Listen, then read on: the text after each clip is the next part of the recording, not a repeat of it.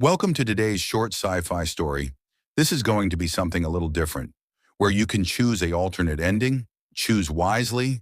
This is a work in progress, and I will put the three options in the description below. It was widely agreed in the known universe that humans were a tragic evolutionary accident, too hairy to be considered elegant, too dim-witted to be considered sophisticated, and too stubborn to be entirely rid of.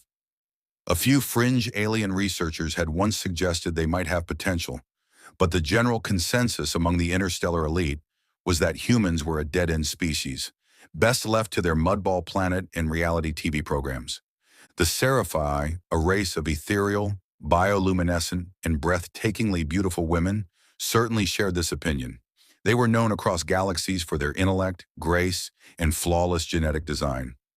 Naturally, they did not waste time thinking about humanity, and yet, despite all odds, one particularly hairy, unremarkable human man had managed to stow away aboard their grand vessel, the Celestial Blossom.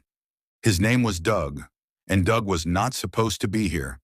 Doug had, through a series of accidents and an apparent disregard for common sense, ended up hiding inside a shipment of exotic fruit bound for the Celestial Blossom.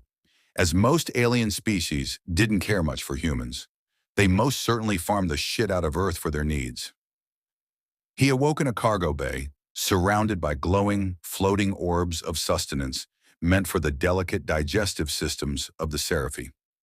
His first thoughts were not of awe or reverence for the technology around him, but rather, I wonder if I can eat this.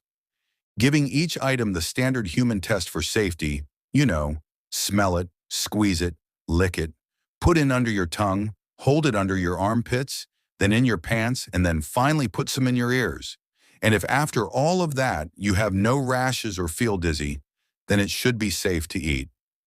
Oh, an interesting fact about the human standard for testing food. It only works about 50% of the time, so choose wisely. For weeks, Doug skulked through the vast halls of the ship, somehow evading detection. It wasn't that he was particularly stealthy. Doug's idea of stealth involved holding his breath and hoping for the best. But the Seraphi, in their arrogance, had never conceived of a scenario in which a human could make it onto their vessel. They quite literally could not see him. Their technology was designed to detect threats, and Doug, in his infinite mediocrity, did not register as one. It all fell apart one fateful morning when High Matriarch Xylophia entered the ship's grand atrium and found Doug standing in front of the fountain of infinite knowledge, scratching himself and drinking from it as though it were a mall water fountain, splashing in the sacred water to freshen up. Looking up, said, "What? Do you mind? I am trying to have a wash." A collective gasp echoed through the chamber. "How dare you touch the sacred waters of our people, you hairy, vile beast! Get away from that water immediately." Xylophia's face turning bright red and ready to explode. Xylophia's first thought was that an evolutionary throwback had somehow manifested into their reality through an error in probability mechanics. But no, it was just, a human, standing there, looking smug. "How did you get here?" she demanded, her voice both commanding and laced with horror. Doug wiped his mouth with the back of his hand. "Cargo hold, fruit shipment. You guys should really check those better." The Seraphi convened an emergency meeting. The presence of a human aboard their ship was not just an anomaly, it was an insult to the perfection of their society. It required immediate action. And so the debate began. Now for the twist ending, this is the part where you choose how you want the story to end.